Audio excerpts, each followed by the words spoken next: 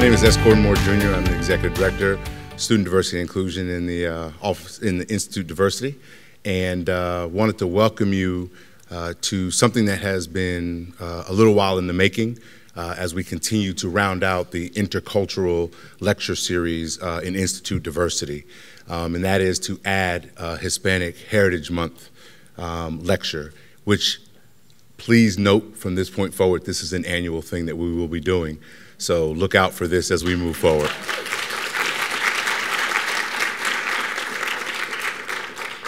And this has been, this will be the closing, really the closing of Hispanic Heritage Month this year. And it will continue to be the main staple that we will build our activities around in years to come. So we thank you and we welcome you all here.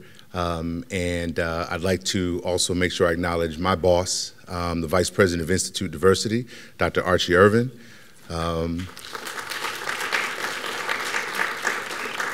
For whom this would not have been possible. So we thank you again for your support in all of this. I also must make sure I also point out Jorge Breton, who is someone who has been spearheading our efforts to make sure that we have Hispanic Heritage Month activities going forward each year. So thank you, Jorge.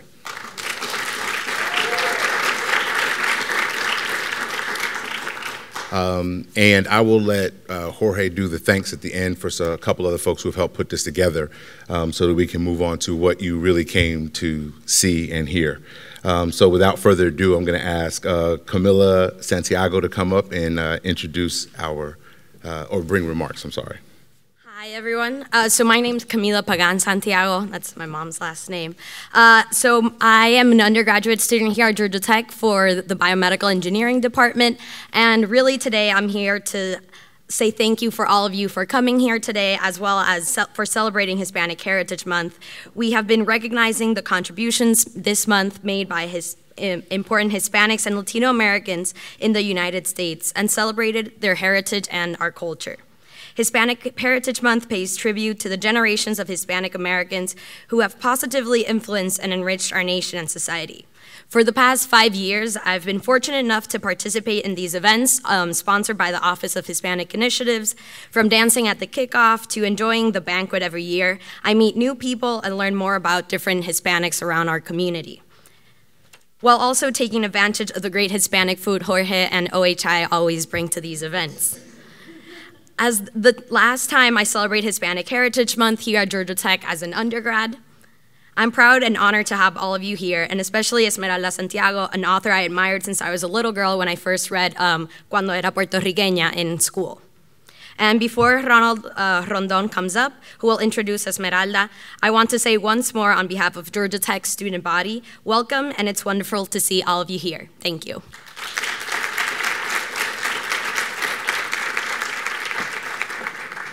Good afternoon, everyone. It is now my pleasure to introduce today's keynote speaker, Mrs. Esmeralda Santiago. So a little bit of background about her. She was born in Puerto Rico, but she moved to New York at the age of 13. She went on to graduate from Harvard University and receive her Master's of Fine Arts in Creative Writing from Sarah Lawrence College. She also holds several honorary doctorates from institutions such as Pace University, Trinity College, and the University of Puerto Rico at Maya West, among others. Most recently, she is known as a best-selling author and award-winning screenwriter whose books have been translated into 15 different languages. In fact, her first novel, America's Dream, has even been made into a movie, and her second memoir, Almost a Woman, is a recipient of the George Foster Peabody Award, which is an amazing accomplishment in and of itself. Mrs. Santiago is passionate about encouraging the artistic development of young people, and to this end, she serves as a spokesperson for public libraries and as cultural ambassador to the State Department. So needless to say, we are very fortunate to have her here speaking at this event. And without any further ado, would you all please join me in welcoming today's keynote speaker, Mrs. Esmeralda Santiago.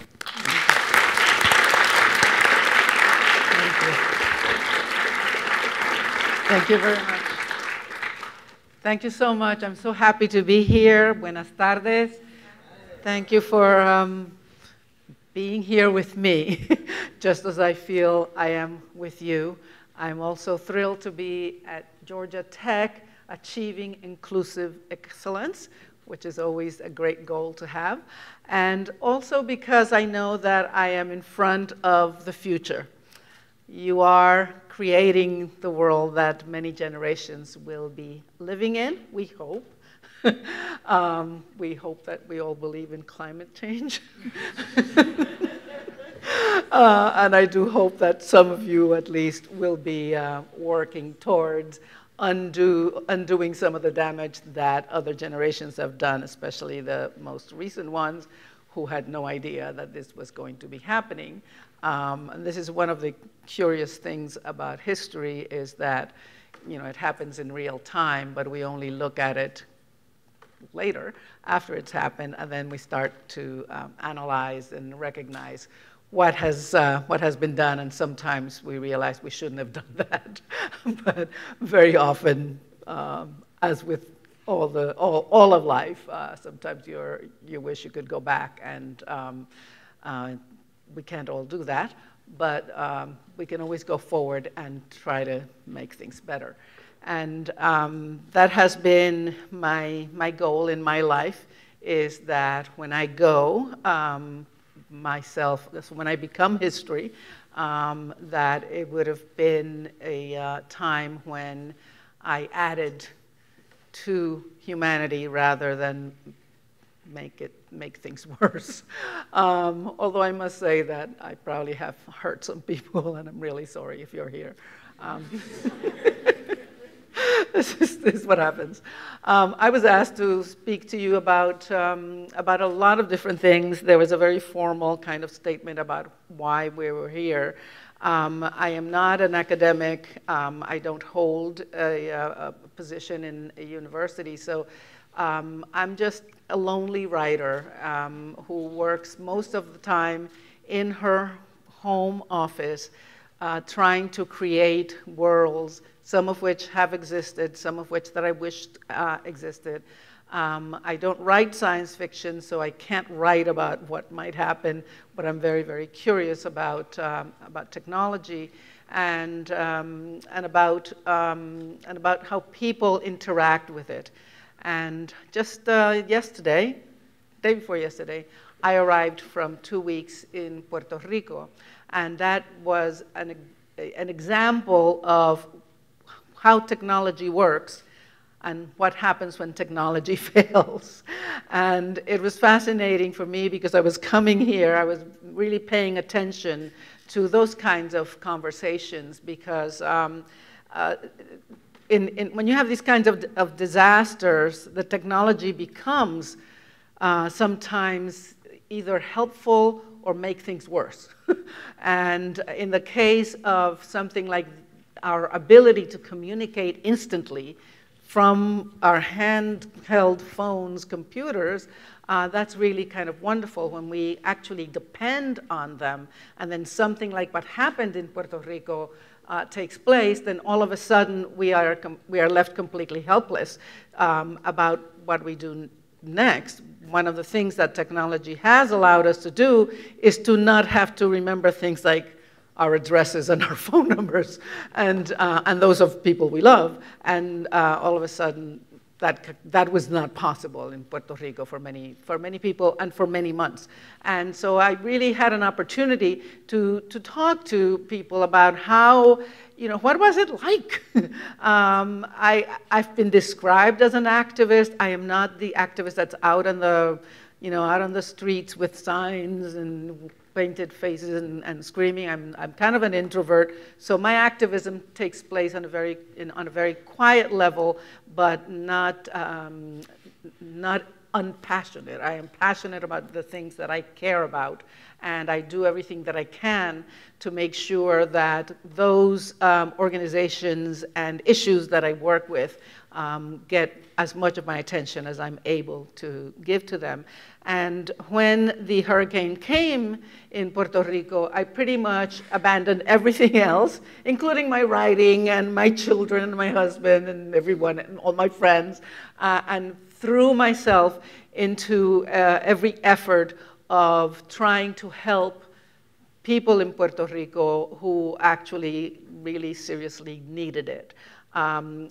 Almost my entire family is now in the United States. I only have a bunch of cousins, most of whom I don't know. My parents' families were huge, But when I was 13 years old, I was brought to the United States, and so I didn't grow up around the cousins who live in Puerto Rico. Some of them were just names, or the names of my aunts and uncles. I didn't even know their kids. But it still felt like my family's under danger, and you know, I have to do something. And what I did was something that so many of us from Puerto Rico, or even if we were born here and have never been there but feel connected to that culture through our families, we just stood up immediately and we started to do things that we never thought we would be doing. You know, raising funds, having parties to collect things to send to people, making trips down there to deliver the very, very needed goods that were not reaching the island in any other way.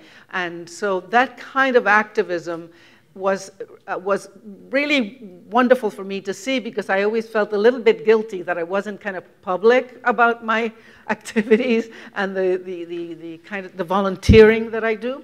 But it was amazingly exciting and very emotionally moving how the diaspora of the Puerto Rican people living outside of the island really stood up and determined themselves toward making a difference in the lives of the people who were living there and who were suffering so much, and who were trying really, really hard to recover from something that is traumatic and will be traumatic for many, many decades.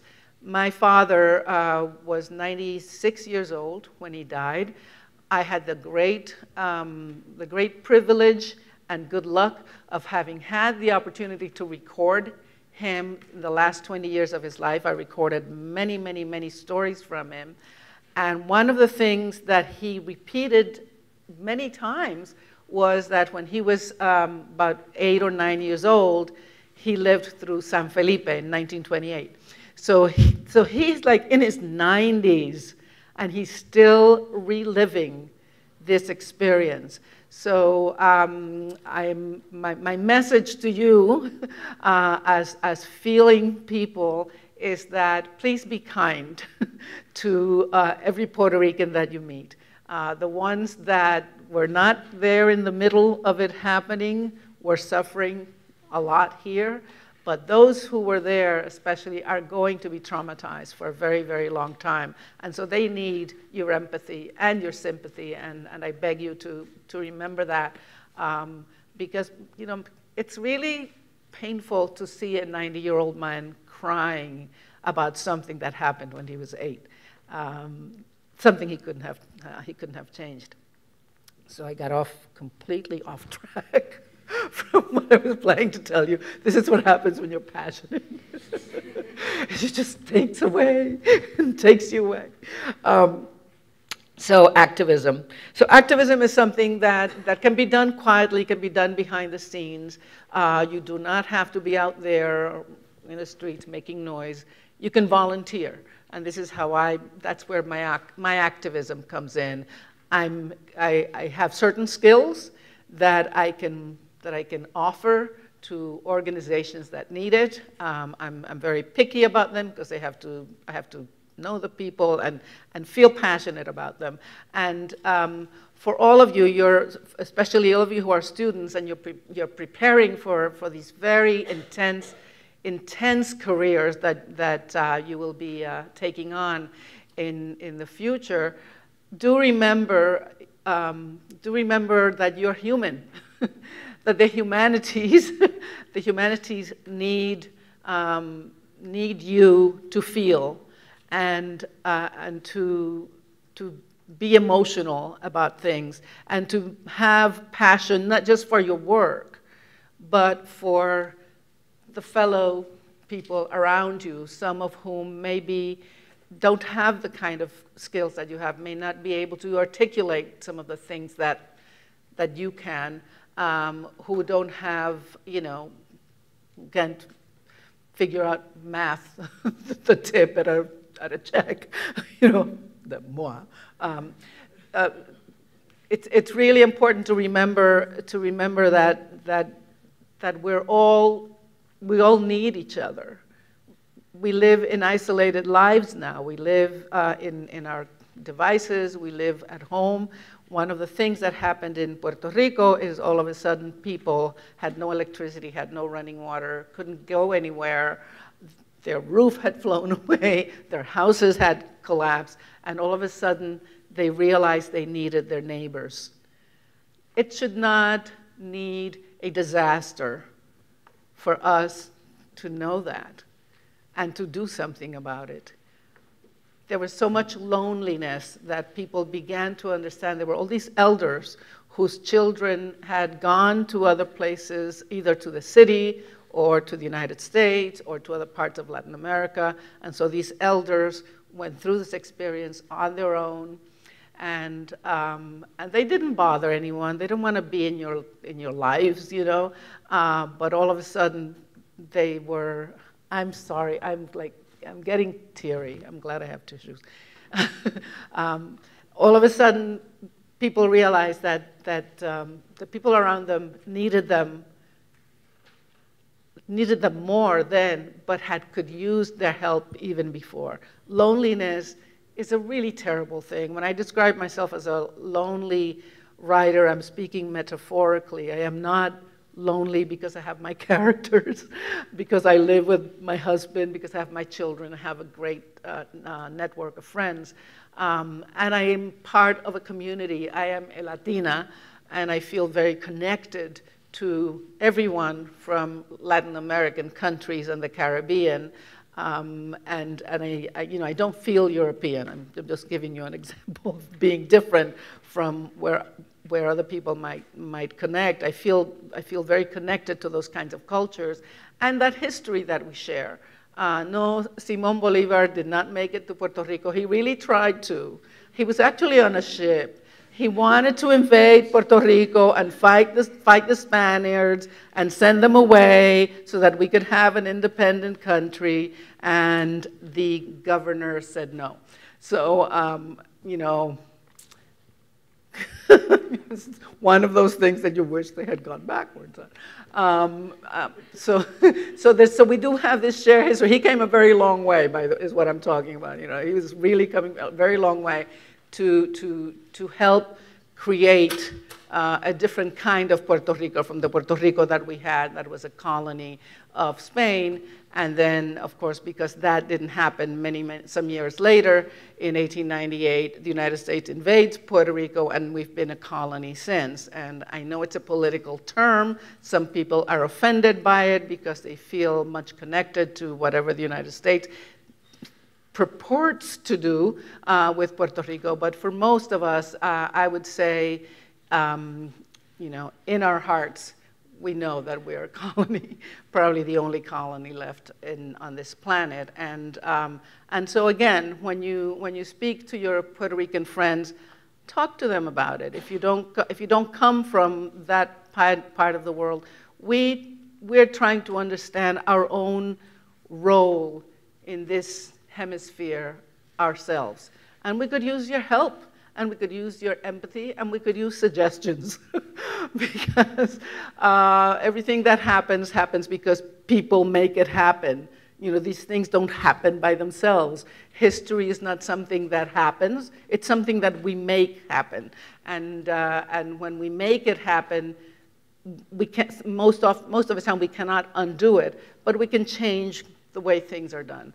And one of the things that many of the discussions that we are having right now in Puerto Rico and in the United States, because about half of us live outside of the island, the other half live there, is, you know, what does it mean to be Puerto Rican?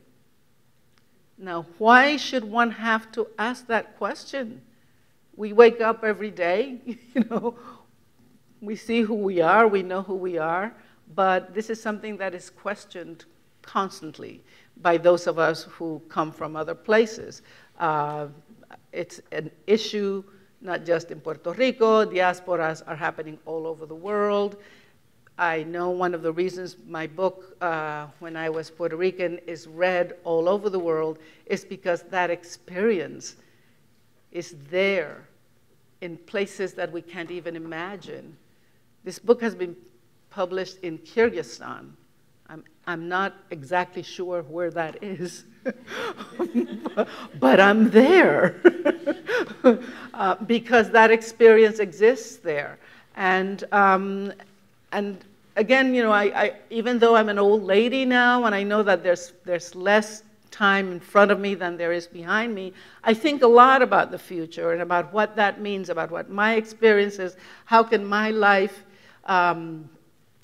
leave any kind of impact on future generations. And the way that I decided to do it was to allow my artistic tendencies. I was the kid in school that if the teacher wanted you know, something done, I was up there, you know, presentada, that's what my mother said. But I like to say that I was just eager to help.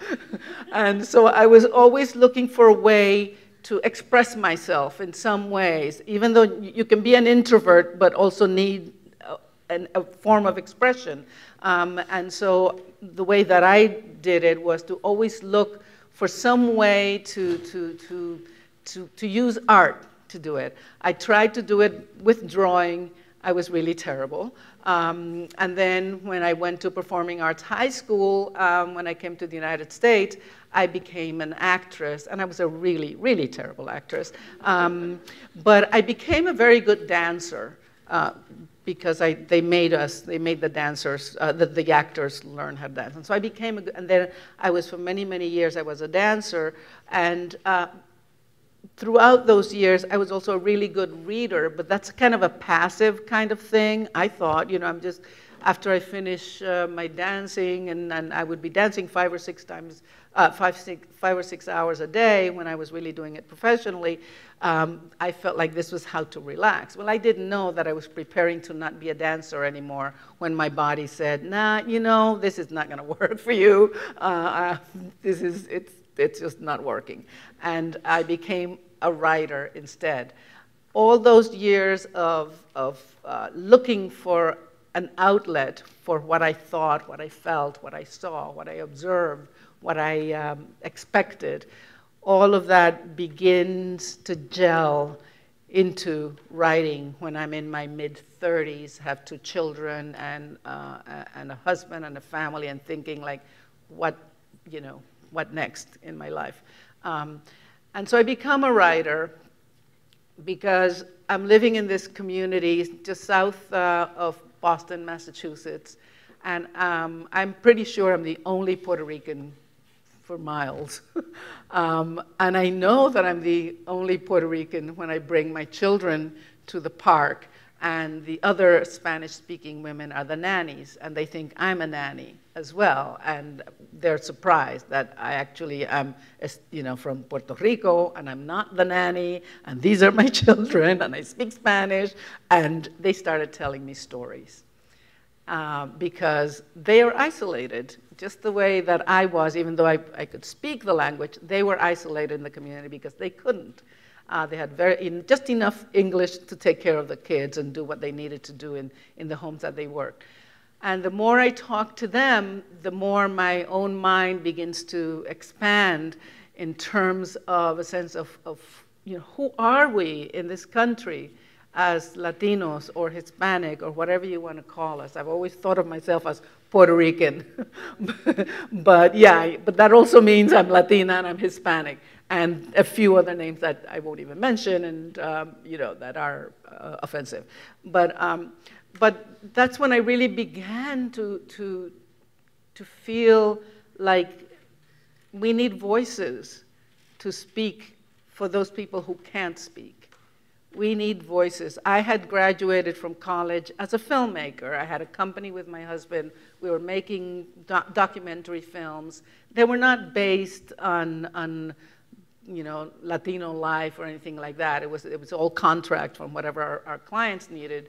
But then I began to figure out how can I include people from other countries in Latin America who have that experience being in our films. And so we would just you know, because I was also a producer, I would look in our documentaries for Spanish speakers, because I could translate for them, just to make sure to include them, so that our films would not be completely homogeneous, but that also, you know, brought these people to the forefront so that others can see them when least expected. Because, you know, our company started in the 70s, and it was still a sea of Caucasians in the entire media world. So I began to, this is how I began to think that this is how I can help, is to bring visibility to people like me who don't have the access that I have. And so the films allowed me to do the visuals, as they call, but the writing was something that was kind of dormant and part of the private conversations I was having with everyone that I talked to. And one of the worst things that can happen to someone when you travel from one country to another, or let's say from one society or language group to another, because language is so important for us to be able to communicate everything that we feel. When you go from one to the other and you're isolated in the language, that means that you feel completely isolated, like you don't exist. You're you're silenced. And so it became my self-imposed mission to bring voice to those people who couldn't speak for themselves, either because they didn't have the language, or because they were more introverts than I was, or because they didn't know that anyone cared. When I began writing, I remember speaking to one of my professors, and I began writing because I had to write, but I was afraid to try to publish my work because I thought nobody cares about a Puerto Rican girl living in South Hingham, feeling, like nobody wants to talk to her or whatever. You know, I really had bought into the invisibility. I just accepted that I should be that person. And when I began to write, I realized, well, no, I don't have to be silent. But my professor, my teacher, who was a poet, and nobody in the arts is more invisible than a poet. They're amazing that way. And he said, Esmeralda, that's a stall. You are stalling. You are just using that as an excuse. So go home and write. You're writing for me. It doesn't matter if the whole universe reads your work. If 2 or 3 young people who have been through the same experience that you went through read your work and understand that they can accomplish certain things that they think they cannot accomplish. If only 2 or 3 of those people can do that, you have done your job. And so just those words, that kind of encouragement. He didn't tell me I was a great writer. He didn't compliment me that way. He didn't flatter me. He just told me, you really don't need to become a best-selling author. You don't have to be Stephen King or Danielle Steele or J.K. Rowling or any of those people. You just need to reach at least one other person who can connect to your writing. And this is because poets know this. You know, they have much smaller audiences than people who write prose, or as he called them, prosers. So when you start thinking in terms of, okay, I'm not writing for the masses. I'm writing for maybe one young girl who, like me, at 12 or 13 years old, has arrived in the United States from another place where they speak a different language from the one that surrounds us, who doesn't speak English, who maybe has a very traditional kind of family, very different from the freedom that the same age girls have in the United States.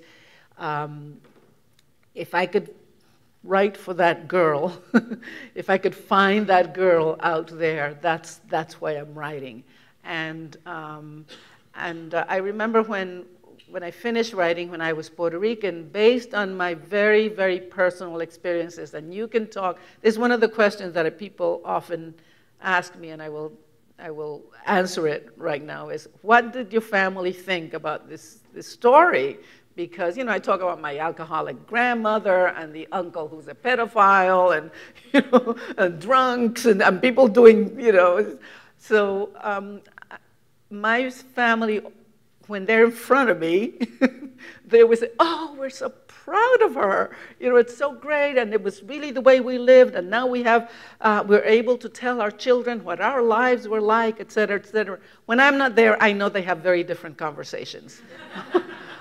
But they are generous enough to understand that my writing is through these eyes, and what I write is what these eyes see, not what they saw or what my mother saw or what anybody else saw. It's these eyes that saw it, and so that's what I'm writing. And so I'm trying to bring my own reality to bear in the literature and in the history of people like me, because I was a big reader and I did not exist in this culture until Latinos began to write their own stories.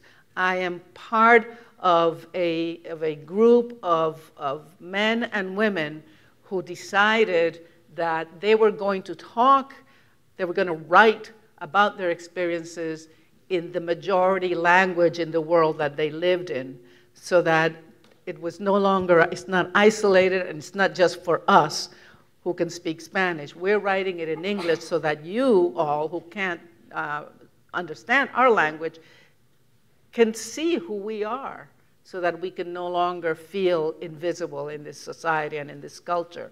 And so I've been doing this now for, this year actually, when I was Puerto Rican, celebrates 25 years of its publication.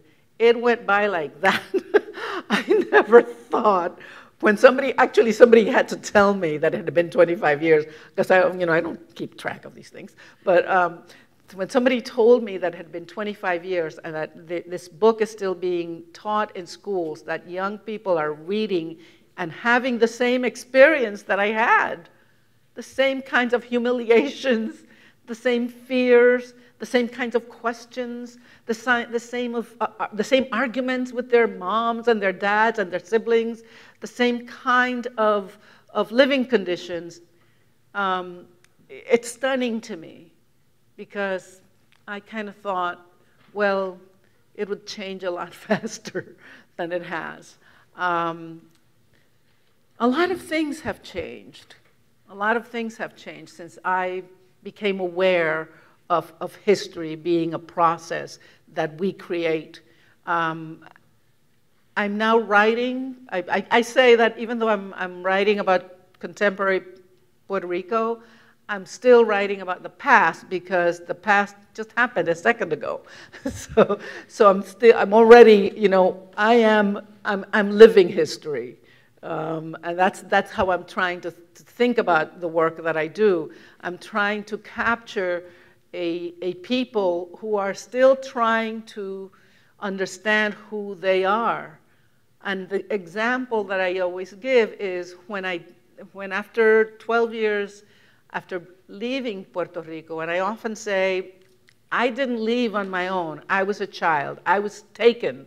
I was uprooted and brought to the United States. So 12 years later, when I am an adult, I can afford to go. I know that I have the time. I could take the time off from work, and I go to Puerto Rico, and people would say to me, "You're not Puerto Rican.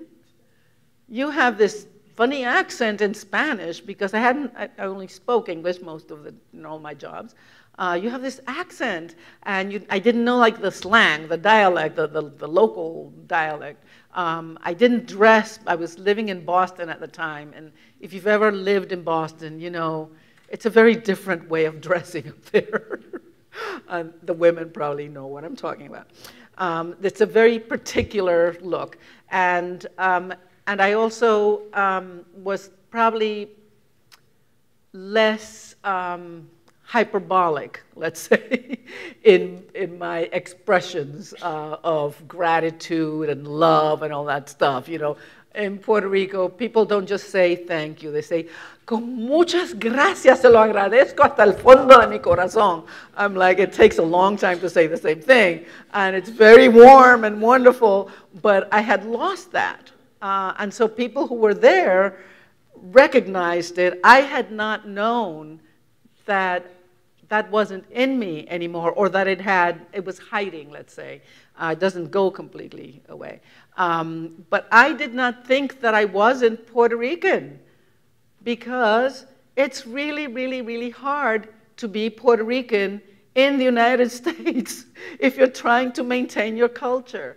And it was really hard for me in the 70s when I lived in Lubbock, Texas, and in Syracuse, New York, and in Boston, Massachusetts, where I could not get ajicitos dulces for my sofrito, and I had to use cilantro instead of recao, and all those kinds of things that you realize you have to make do with because you can't find it.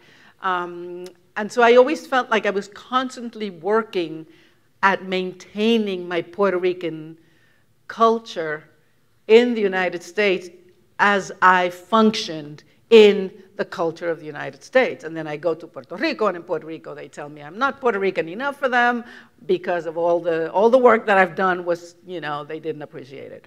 And so that's why I called the book When I Was Puerto Rican, because it was a way for me to try to get them to start talking about what does Puerto Rican mean then?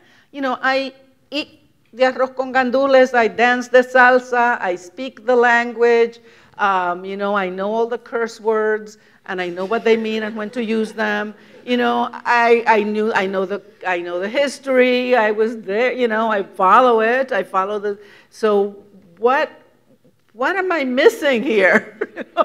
And one of the things that I discovered whenever I would challenge people who challenged me is they could not tell me what being Puerto Rican was, other than you have to have been born here and never left Puerto Rico ever for any other place, because you would have been contaminated, and then all of a sudden, you know. But then my question to them was, well, why is it that all the signs in all the stores are in English? Why is it that all the little restaurants are Burger King and McDonald's? Why is it that when you go shopping, you go to Sam's Club and BJ's and Walmart instead of the local stores? So, you know, tell me that, please. Explain to me. They could never explain what Puerto Rican is. They could only tell me what Puerto Rican wasn't. And I don't want to live a life of negatives.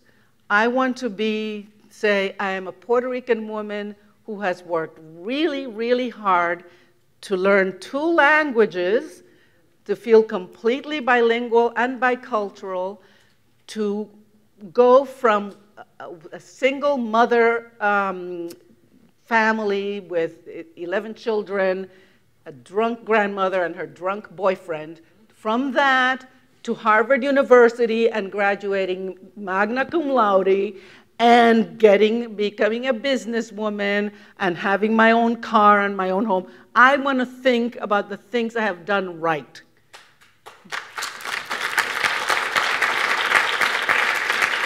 Thank you. So when I say that in Puerto Rico, they have to wait a second before they can agree, because they're still struggling with that over there, you know. And so it's a constant fluid Puerto Rican, who are we, how do we make ourselves better? Do you have any questions, concerns, comments, or complaints about what I've just told you, which I know went by really fast? have you met the Puerto Ricans that go back and forth a lot, and how is their life different from yours? Because you said you came at 13 and you stayed in the U.S.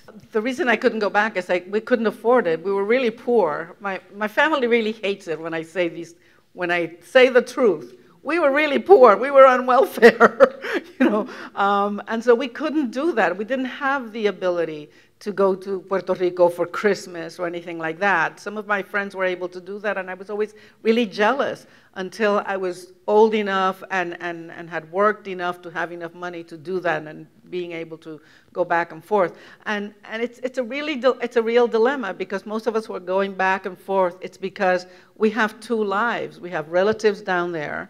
Some of us have elders. I still have a 97-year-old aunt living there, and all these unknown cousins.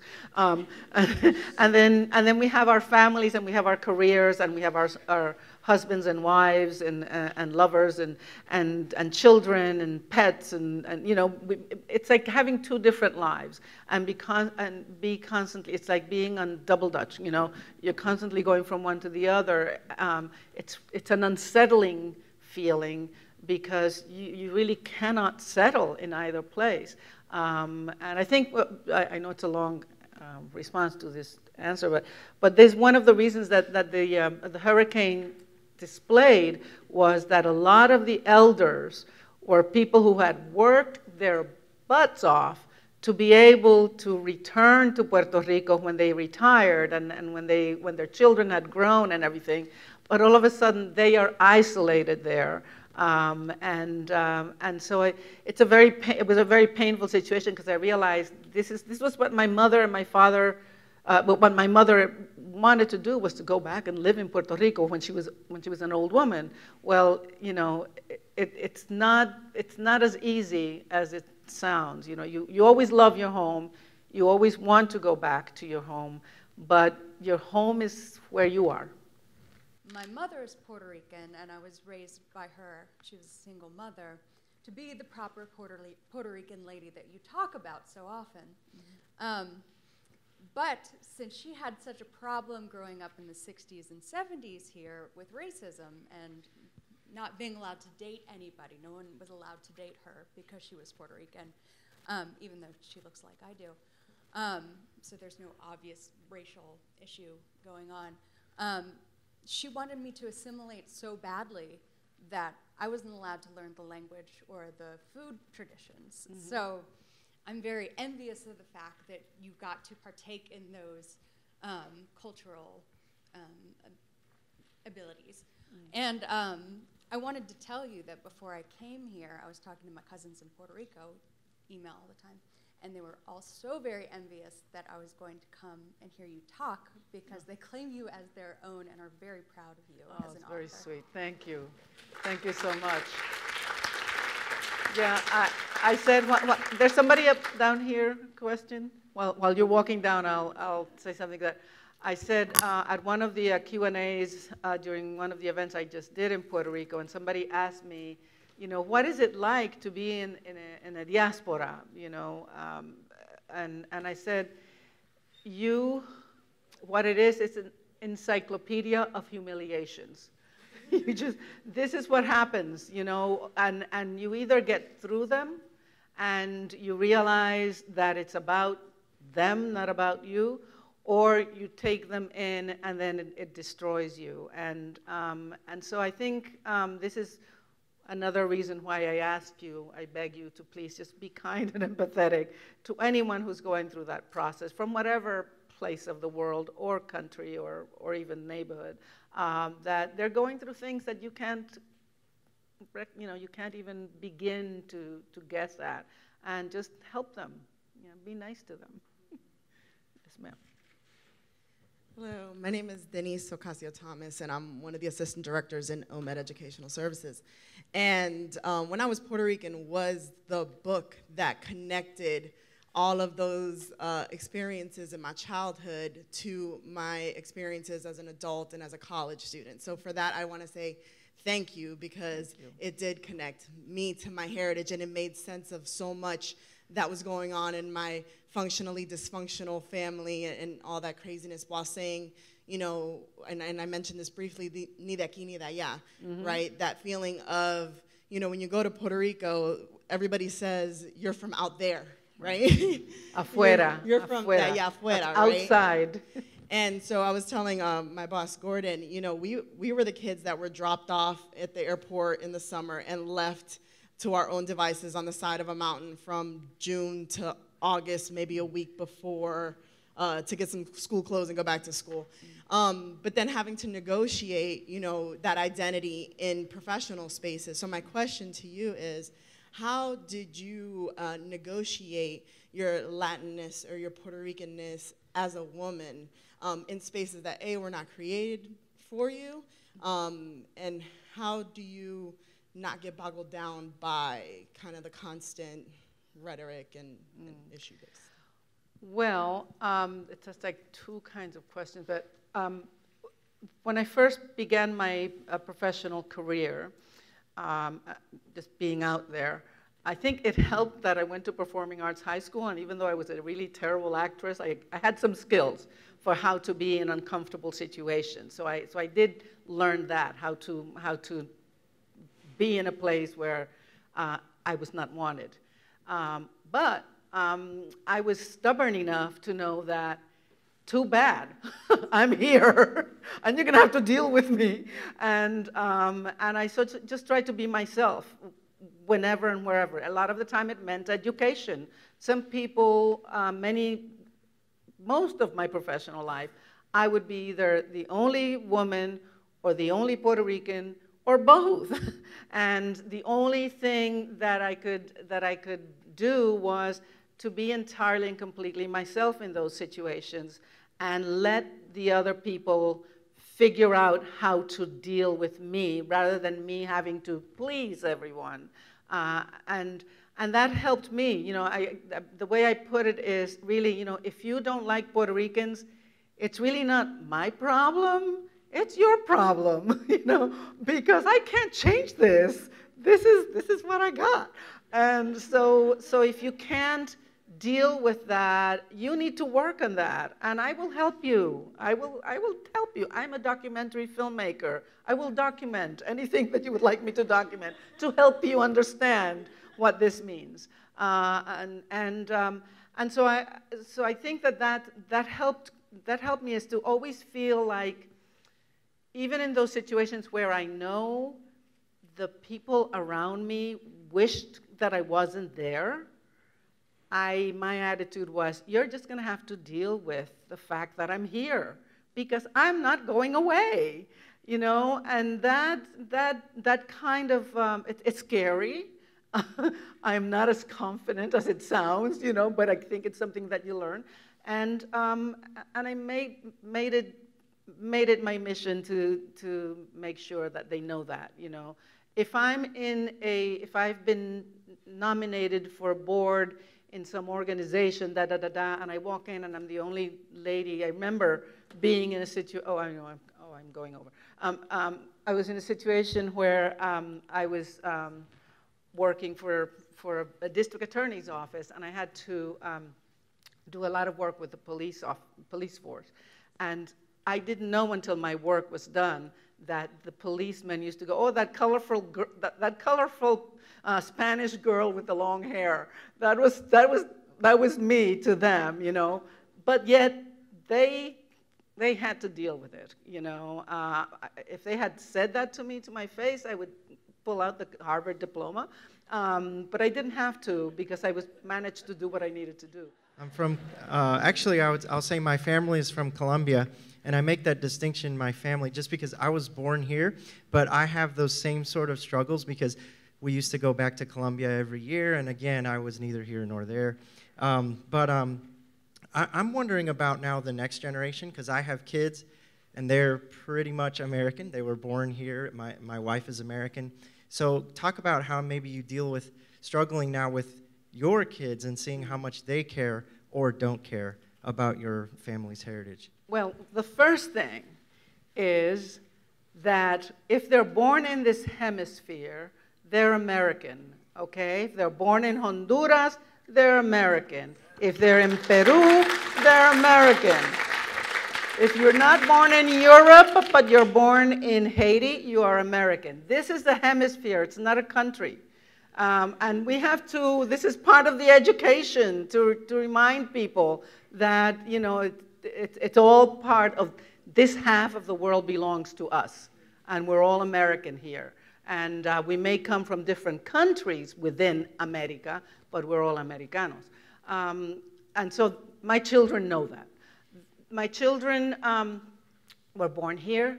My husband is of Russian descent, very dark.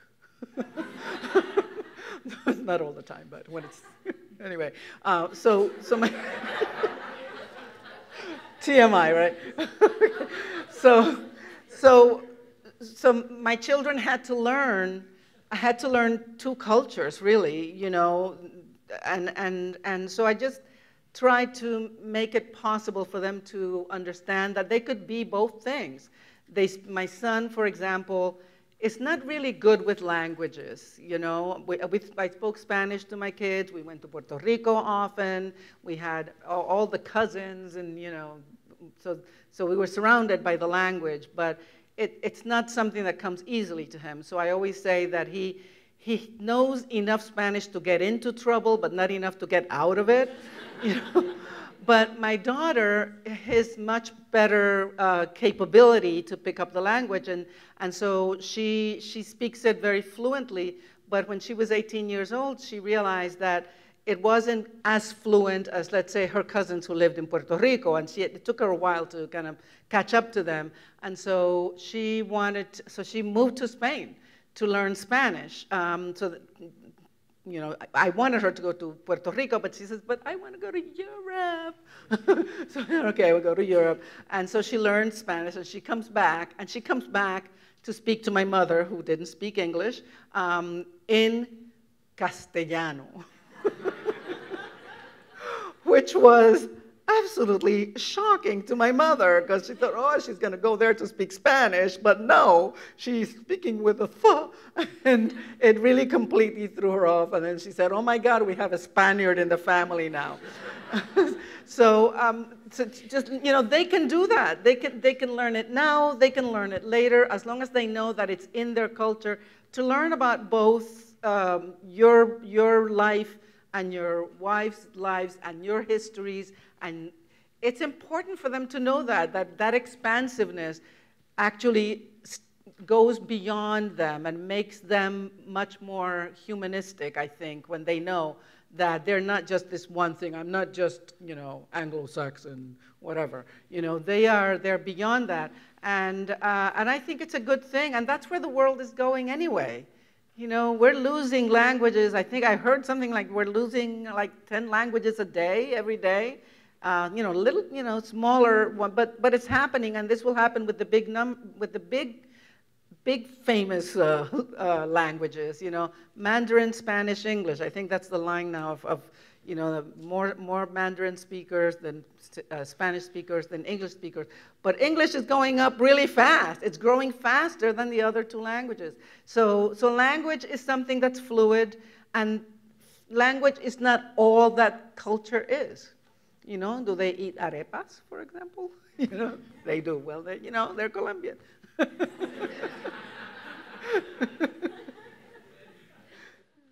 So my name is Michael Elliot. I teach in city and regional planning, and I'm curious about, you know, the Puerto Rican experience is a very different experience than the rest of the immigrant population. In fact, because you're not immigrants.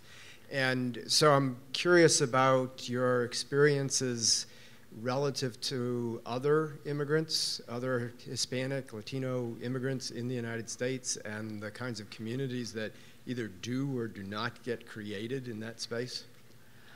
I'm not entirely understand your question, but I think I'll try to answer it anyway. I've lived, when I lived in Boston, there were not that many Puerto Ricans when I first moved to that area. So I really was surrounded by people from other parts of Latin America, mostly Central America. And so I kind of joined those communities, you know. I wanted to learn about them, and I was very they were very curious about how fast I spoke and that my Spanish was kind of weird to a Guatemalan, for example. So I always felt like I was part of America. You know, even though I'm Puerto Rican, I really feel like I belong to the Spanish speaking language called Latin American. And so whenever I work with organizations that are trying to reach out these communities, I don't just focus on being just with Puerto Ricans. I try to be among everyone that I can help. I had to be a translator for my mother when I came to the United States, and I am still a translator. So one of the things that does is that I have to be open to different experiences, different histories, different language, dialects and accents, and it has made me a better person. It has made me a better person because I am not so wrapped up to my little universe that is so specific and so narrowed. And I think that this is an issue that we need to work on in the United States. You know, one of the things I like in the Spanish-speaking world, what people that call themselves American, we call estadounidenses, you know, and I try to use that word instead of American because Estados Unidos is a country in America, and we need to be specific when we speak about that. And many estadounidenses have a very narrow vision of what that means. And just like the Puerto Ricans trying to figure out what Puerto Ricans are, and they can only define it in negative terms of what it isn't, estadounidenses have never gotten to that point where they can say who they are. They can only say who they are not, or who other people aren't. And so we need to work on that. I think it's an issue of culture and language, and I think it's an issue of reminding people that that this is not a bubble here. This is just one country in half of the world that has has taken greater power than maybe the others. Maybe the language has expanded, maybe the culture has expanded, all those things. It's fine. It's fine if I go to India and people are wearing jeans and not, you know, Indian traditional clothes. It's okay. It's okay. The world is going to change. But what I don't like is when it's so narrowly defined that it keeps people out from being that person. My children are Puerto Rican and they are American. And you don't have to know where they were born. They didn't have to be born in Caguas to be born Americans. They were part of this hemisphere, and they speak Spanish, and they relate and identify that way. And I think, you know, identity is something that other people can't take from you, but you can give it away if you give it away. Just like your parents didn't want you to speak Spanish, they gave up on that because they did not want you to go through the pain and the prejudice that would bring you. I see this, I hear this, and see this all the time. It's painful, it's difficult to hear, but we know where it comes from. And so our job is to educate people about where their narrownesses are and try to open, you know, just kind of wedge in there a little bit. This is why yo me meto donde no me quieren. You know, I mean, if they don't like me being there, it's really kind of a problem for them. They have to figure out, you know, how to deal with this person that's there that they don't want to be there. And it's, you know, it's not easy for me, but it's not easy for them either, and I'm aware of that. And so part of it is a continuous dialogue and a continuous discussion and education and feeling yourself in who you are, because nobody can take that away from you if you know who you are. But don't give it away unless you want to. Don't just give it away, you know. Keep it to yourself. That's your precious self belongs to you. And so all those people who used to say to me that I wasn't Puerto Rican enough for them, I go, well, you know, too bad. You're going to have to deal with me anyway. Thank you so much. Thank you.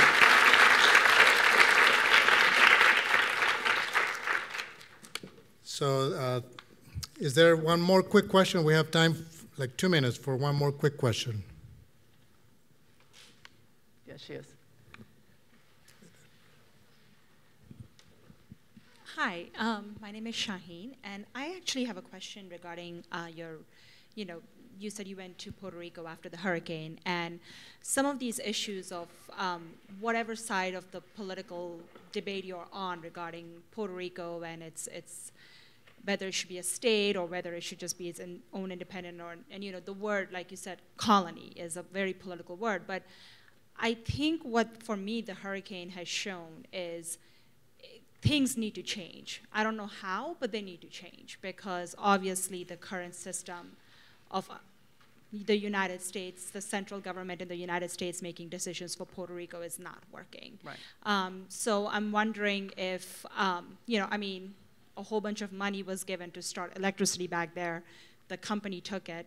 There's still no electricity, and there's no accountability. Right. You know, so, I mean, clearly a case of where capitalism just failed there. Yes. So I'm wondering if while you were there and while you were doing the work you were doing, if there's any conversations about, you know, how can we use what's happening now to restart this conversation about Puerto Rico's relationship with, yes, you know, the mainland. Thank you. Yes, I've met with many university students like yourselves, and with many, you know, younger generation than I. And one of the things that they said, please vote. Please sign up to vote and try to bring legislators who care about Puerto Rico. You know, even they might have been partidarios, you know, they might prefer the statehood, or they might prefer the independence, or they might want the status quo, but they say, but please, you need to help us by putting people in the government at the very highest levels who actually will listen to our pleas and who will pay attention to us in a real, genuine, sincere, and empathetic way. And that was one of the takeaways for me, is that I'm out there, you know, helping with that process, trying to get as many Diaspora Puerto Ricans to vote. You know, I am the eldest of 11 children. 5 of my brothers, all my 5 brothers, are veterans or active service, and it's not fair. It is not fair that he is giving everything for estadounidenses, and he's being considered, you know, they're being considered second-class citizens. That's not right. And so that's one thing that we can do in the United States, is to make sure to keep Puerto Rico in your lips. Speak to people about what's happening there. Don't let them forget that, and vote. Vote for the right people who will actually do something and speak for those who can't. And if not, for God's sakes, get out there and march, demonstrate, and make a lot of noise, because it might have an effect.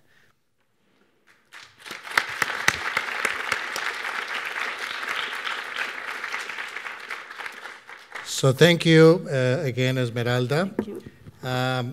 By the way, my name is Jorge Breton. I'm the director of the Office of Hispanic Initiatives. And we are going to give you a token of appreciation on behalf of Georgia Tech.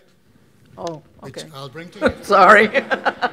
Oh, that's very sweet. Thank you so much. Thank you. I appreciate We're very honored that you were able to share your insights with us today, your insights. This is, as you know, the end of Hispanic Heritage Month, and I'm going to make very brief closing remarks so we can go to the reception outdoors. So thank you again. Thank you. I appreciate it. Bye-bye. I want to thank the Hispanic Heritage Month Lecture committee members who are here. Most of them are here. Their names are on your program. Thank you for your support. Your ideas and your support are very valued. I also want to thank the Hispanic Heritage Month Lecture sponsors. They're also listed on your program. They are Institute Diversity, Office of Hispanic Initiatives, and GoSTEM. So over the past month, our events celebrated and recognized the economic, scientific, cultural, and social contributions of Hispanic and Latinos in the U.S. In mid-September, we started with a kickoff at the Campanile with a live mariachi band with tacos and a fair of student organizations. A week later, we had a very popular event called the Mini World Cup, where 80 students participated, representing countries from different parts around the world. And I want to thank Eaton Corporation for sponsoring that event and GT Ship for taking care of all of the logistics. Then earlier this month, we had the Hispanic Heritage Month Appreciation Banquet, where we had authentic Latin American food, as Camilla mentioned. We like to have that when we can. We had 2 great motivational speakers, and we also acknowledged some of the most prominent and influential Latinos and Hispanics, not only in the US, but throughout the world. And today, of course, we had this wonderful lecture by Esmeralda Santiago. So I want to thank all of you for coming to this event, and also for being part and supportive of Hispanic Heritage Month. We are going to have a reception right outside this room in a minute or two, and Esmeralda is going to sign books. If you are interested, she'll be there signing books. And the book that she's going to be signing is When I Was Puerto Rican. And I would like to ask the members of the committee for this lecture to come to the stage for a minute to get a group picture. And thank you again to everyone here, and enjoy the rest of your day.